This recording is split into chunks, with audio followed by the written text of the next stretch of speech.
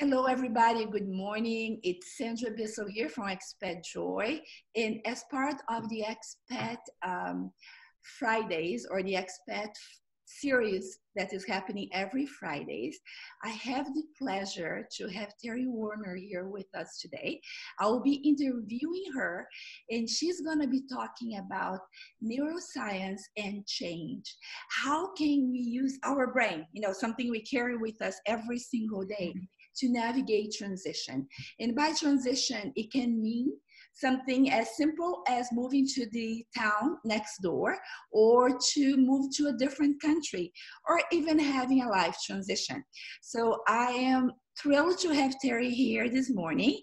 Terri I'm gonna just share with you a little bit about what Terri does. I need my glasses for this.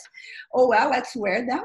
So here is Terri. Terri is this wonderful person who has been part of our group for a while now and has been sharing with us her journey after she moved to Romania and all the wonderful ups and downs that happen during a transition. She also is the founder and president of Energy Flow Consulting. After over 30 years of helping individuals, teams, and organizations implement change, she now continues focusing on changes. It is called Way of Being the Change. She's working with people in her community. She does that by using body, mind, and emotions in language changes that dramatically speed up the process of change and create breakthrough results that are sustainable. And I love that word, sustainable, because we learn so many things these days and that we aren't able to keep it to use in the future. So we are here today to learn ways to create change in our lives and learn the change for now and continue using it in the future, really creating a new life. It's a core foundation of her work to show her clients how the brain works. And today she's going to share some things with us that will help us move through transitions.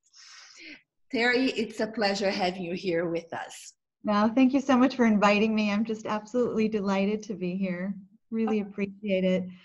And, what we're going to talk about today applies to absolutely any context. So in your community, the context is moving from one place to another. I think we'll use examples of moving to another country. But as you said, it really applies to any kind of change. So they're good things to know. And so, when someone moves to another country, they are adjusting to so many things at once, right? It's like everything changes, even as simple as just the layout of your home, your apartment. I've had people tell me it takes them weeks to adjust to where they put the silverware, which drawer is the silverware drawer, or in America, the light switches are on the inside of the room. Here where I live, they're on the outside of the room. And I think it was about 3 weeks before my hand just automatically went to, where the light switch is. Which is understandable, right, Terri? Because anything new, any habit we want to create, or we have to create in the case of your light switches, is something that our brain has to be rewired. Right. And I know you're going to be talking about it, so please continue. Sorry for intruding. Yes, well, and it's when you have so much at once, it's the layout of the place, it's driving, it's where are things, how to get around, it's how to get things done.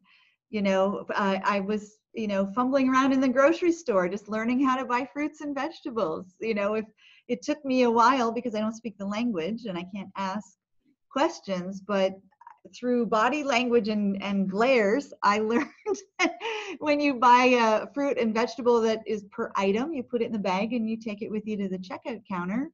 But if it's by weight, you have to take it to this other woman over there in the veggie section, and she has to weigh it for you and pull a little ticket and put that on the bag, and and that's what you take with you to the checkout counter. It's just one teeny example. There's so many things that we're learning and adjusting to. We have different culture, different language, just norms of behavior and expectations. Like, for me, a big thing for me was people not making eye contact and not smiling.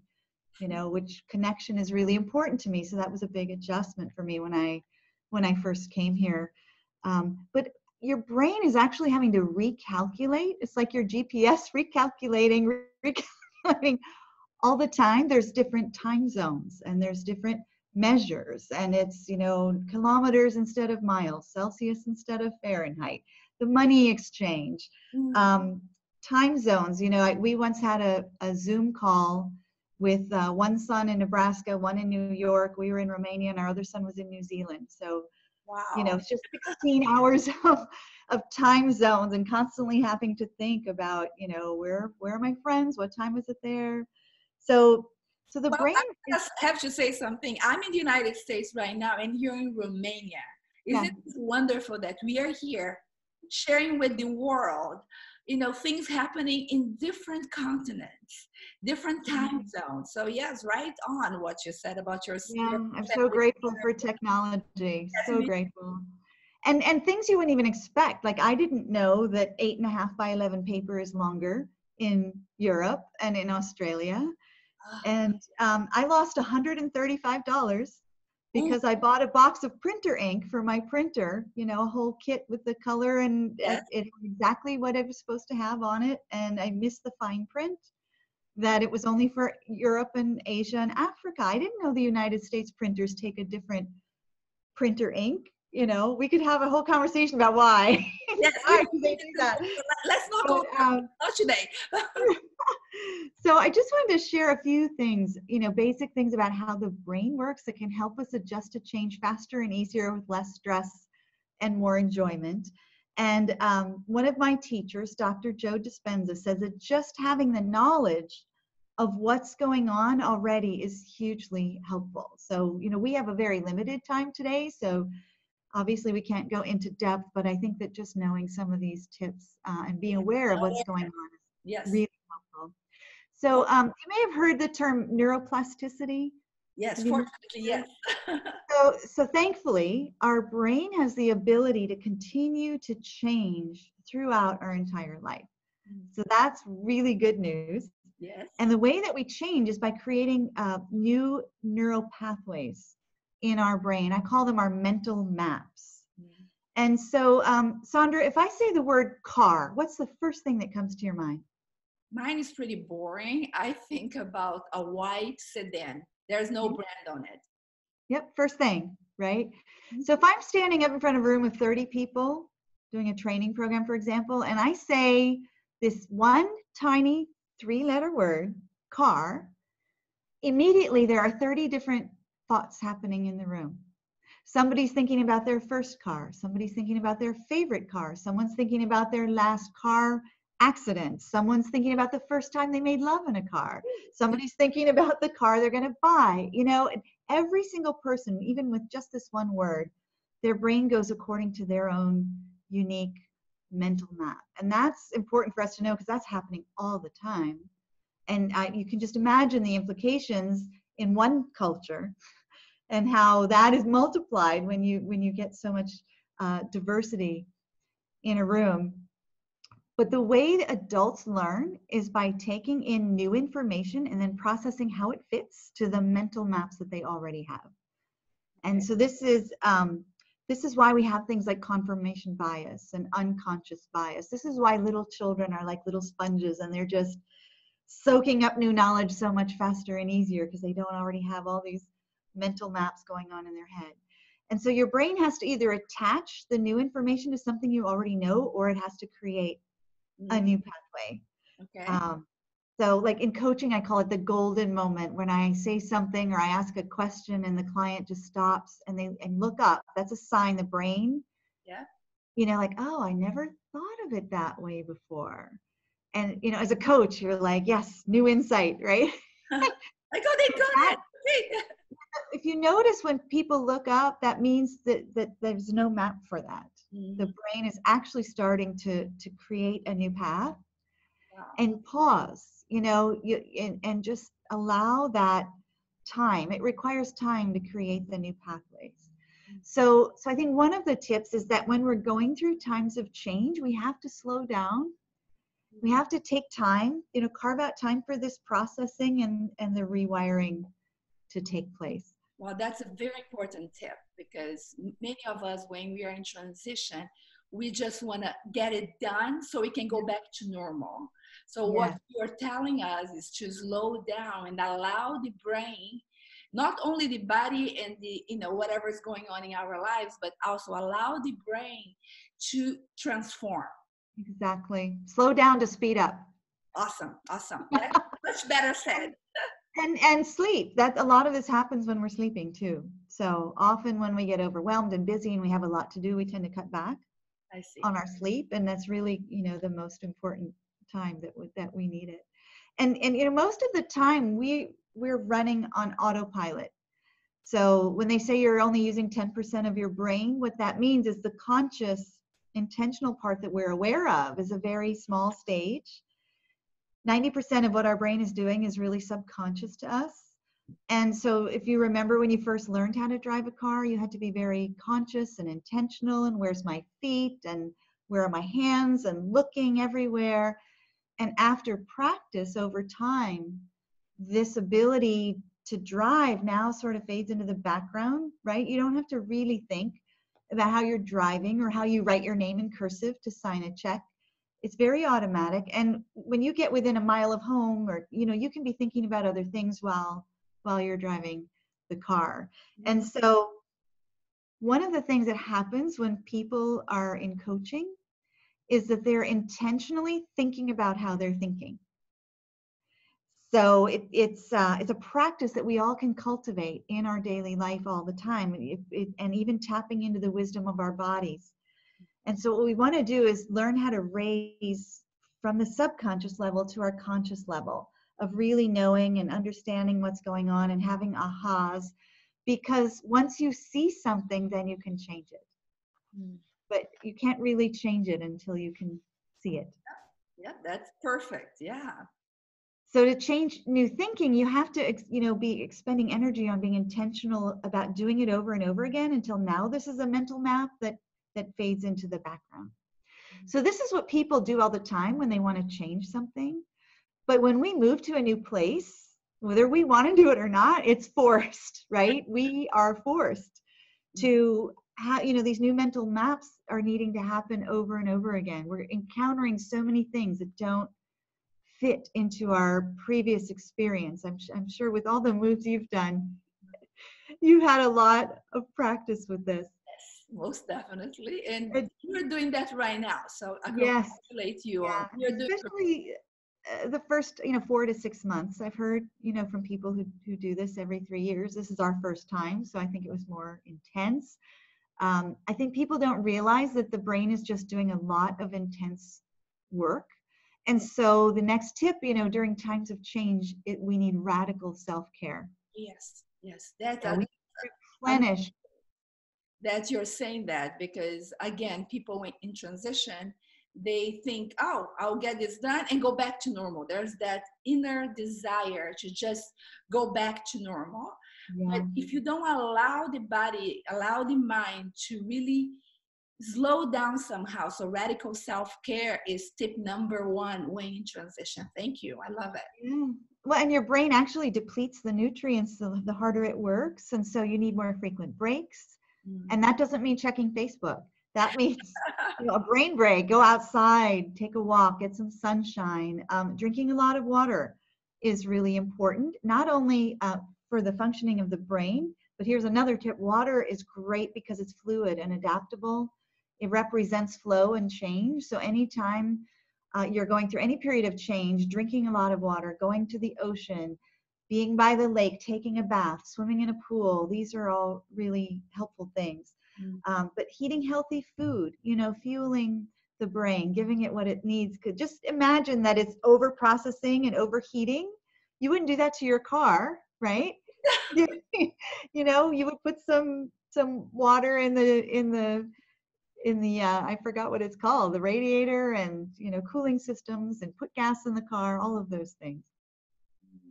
So another thing is that we all have habitual patterns of having a certain thoughts which trigger certain emotions, and then that gives us an experience which then reinforces that thought.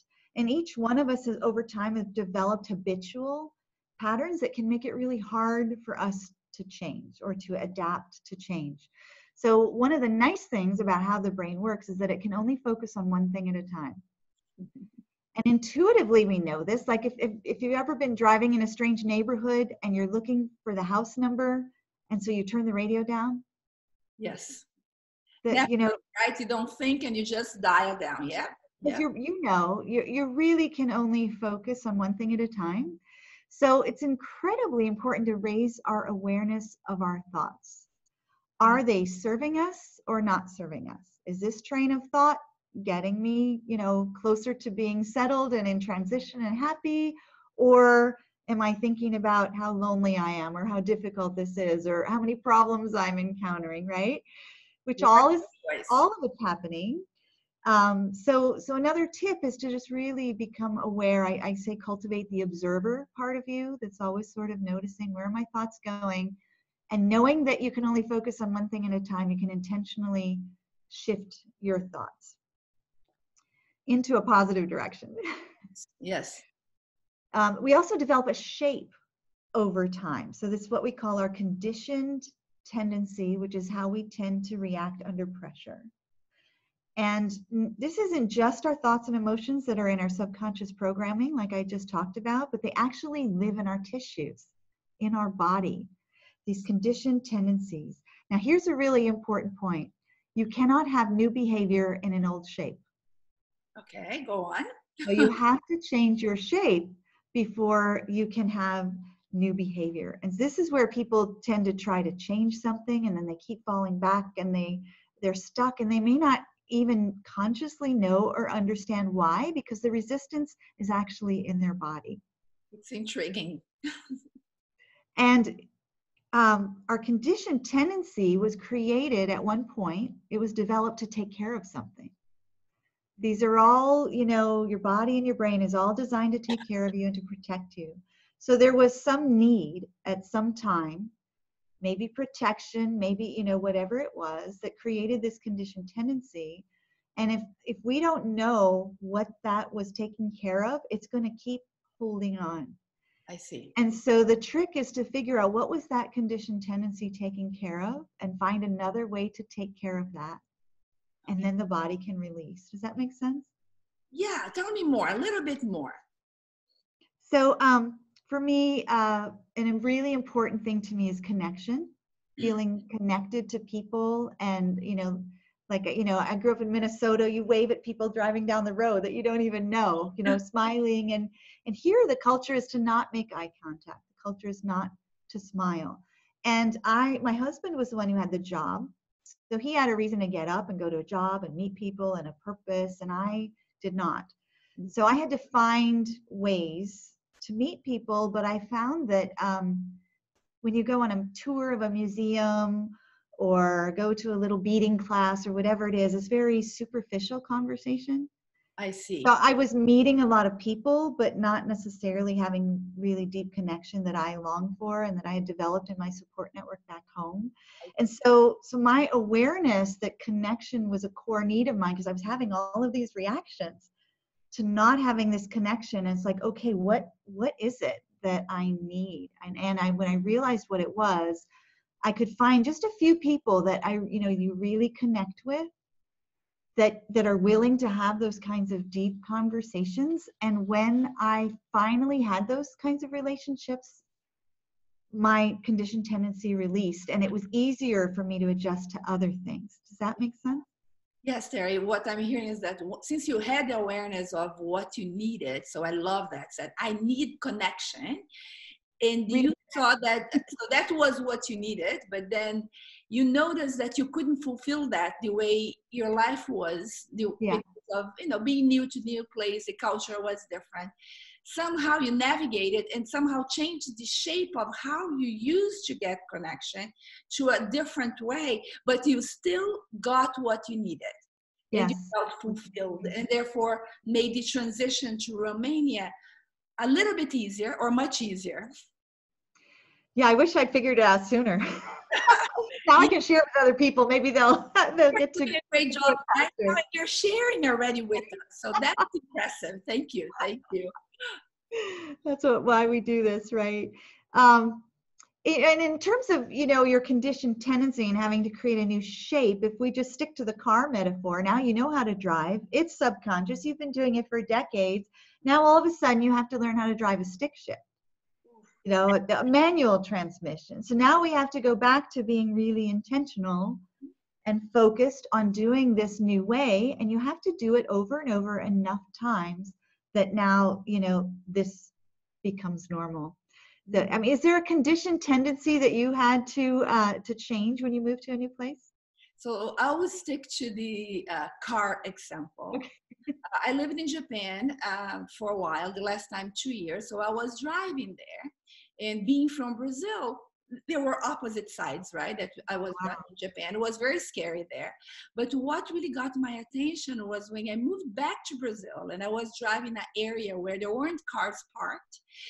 And suddenly I realized my brain thought I was in Japan. So I was on the opposite side of the road, in danger of creating a huge accident. And most surprising to me was the fact that I grew up in Brazil. Yeah. I knew where I was, but my brain was somehow changed during just 2 years in Japan, that I was, and there were no cars to guide me parked. So I really got lost. So the brain was readapting to my own culture, which can also be scary, but it's very scary, to tell you the truth. Yes, that's a great example. Thank you for that. Yeah, and so again, you had to engage your brain in a whole different way to be very intentional again. To be really focused, right? And I think, Terri, when I noticed what I was doing, I'm like, okay, stop right now. And it was almost, it was my brain working, but I had to really move my direction and say, okay, let's drive here and be totally present so I could drive on the right side of the road. Yes, the correct side of the road for that country. Yes, I'm sorry. No, don't mess up my brain. It's messed up. When you go to Japan, it's good, or the UK, right? That's right. Wonderful example. And I think some people are more adept and agile about adapting to new shapes than others. It's, like a simple example, as a dancer, you may relate to this, but dancing the tango requires a very different shape and mood than dancing the waltz. Oh yeah, there's a whole language behind both of them, right? That has to be expressed through the body. So I love dancing. I love that point. I love that. Yeah, the language that. Actors have to step into a different character, over and over again. So I do think this is a skill that we can develop, again with intention. All right, so we've got mental maps in our brain.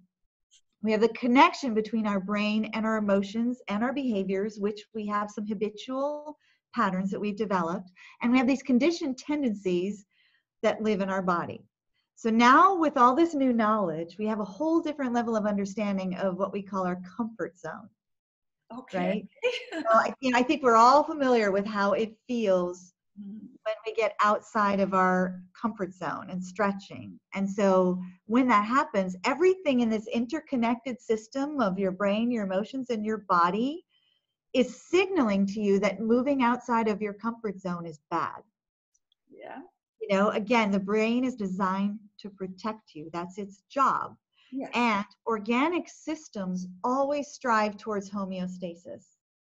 They're always trying to be in balance. And so when we first get out of our comfort zone, there's all this energy that is tugging you, come back, come back into the comfort zone. And, so if we stick to the car analogy, that's like all the red warning lights on the dashboard start flashing, right? Yes. And so you get these signals and people start having thoughts like, oh, well, that's just not me. I hear that a lot. Or, I'm not very outgoing, so it's really hard for me to meet new people. That's, I'm introverted.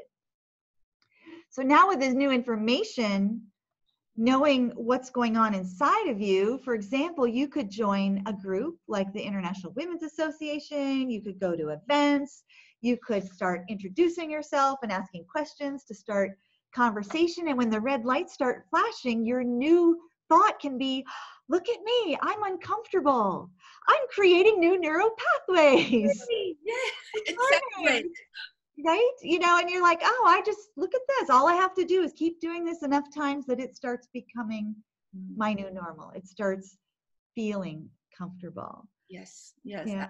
You know, I love that because people feel scared when they get out of their comfort zone. What it means is that they are growing. They are Yes. expanding beyond what's comfortable for them. And it's not comfortable. Yeah, you're not going to feel like, oh, yeah, I love this place, because your brain is your hardware pulling you back to whatever used to be normal for you. However, if you want to adapt, if you want to grow in a new situation, guess what? You have to go through out of your comfort zone. Otherwise, you're not going to adapt. You're not going to grow. Right. Yeah, we call it getting comfortable with discomfort. Yes. Right. Right. And but knowing, you know, like a lot of people, they'll just say, oh, that's just not me, I can't do that, you know. But when you realize it is your system, which is designed to take care of you, that it's just taking care of you, and say, yes, I see you, I acknowledge you, I understand, and this is what we're doing. You know, and that you know that it's normal. And actually, you know, if it's something that's kind of an addictive behavior, because we get addicted to these patterns, you'll know it gets worse before it gets better. Yes. It's sort of, you know, like the resistance can actually kick up, and that's when you know you're like on the right path. Correct. It's Like so it's counterintuitive sometimes. Is the brain doing its job? Yeah. And based on the primitive brain, so the fight and flight responses, right? So Yeah. our brain is doing its job, but we are smart beings and we can recreate or create our new life if we choose. And it's the awareness that it's just the brain doing its job that allows us to choose differently. Yeah. And awareness of what's going on, like what need is that trying to take care of. So for example, when I first moved to Romania, I had lost my sister a few months before, and I was in deep grief. And I came in August, and you know, it takes time to develop these connections, these deep relationships, this nurturing kind of support. And so in October, I was talking to my husband about it, and he's like, just go back to the United States for a couple of weeks. And that was a no-brainer for him. Yeah. But it wasn't for me. I'm like, oh my gosh, that's $1,000. And like, it never occurred to me to immediately go back 2 months later. You know, but it's what I needed. Yes. Yes. You know, I needed to be with my friends. I needed to get hugs. I needed people who knew my sister, that could, you know, understand what was going on with me, not people who were like, oh, I'm so sorry. You know, like, that's not what I needed. I didn't need that kind of sympathy. And people who don't want to talk about grief, nobody wants to talk about grief, right? Most people Unless, don't. so I just, it would not have occurred to me. So this is another thing about mental maps, right? For example, the introducing yourself to new people. Shortly after I arrived, our apartment complex was having a barbecue for neighbors to meet neighbors. And I found out about the International Women's Association. So I join and I go on the directory, and there's your name, your email address, your phone number, and the neighborhood you live in. Ding, oh, this is cool. So I ended up skimming through 200 and some names to try to find the 5 or 6 women who lived in my apartment. You really wanted connection, Terri. You really wanted connection. I wanted connection, but I wasn't thinking about it like that at the time. Okay. To me, this is just what you do, right? And all of a sudden, the means was like right in front of me, which gave me the idea. Like, oh, there's a directory. So this is what it's for. This is what the directory is for. So I emailed these 5 to 7 women. I said, hey, who I am. I just got here. I'm wondering if you're going to the barbecue in 2 days. I'd like, we could meet each other in person. And the president and vice president of the local Iowa actually lived in my apartment complex, and they emailed me right away because they said, yeah, we'll be there. But when they found me, because you put your picture on there too. Awesome. And they were in awe.